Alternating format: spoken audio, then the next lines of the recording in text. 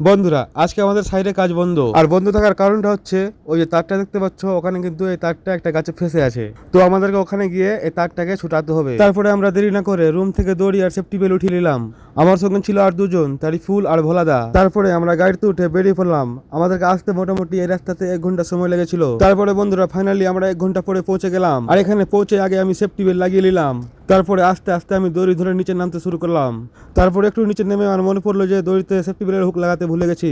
দড়িতে সেফটি বেলের হুক লাগিয়ে আবার নিচে নামতে শুরু করলাম। তারপরে কিছুক্ষণের পরে আমি পৌঁছে গেলাম গাছের কাছে। তো দেখতে পাচ্ছ বন্ধুরা, এই গাছটা আছে যে তারটাকে ধরে রেখেছে।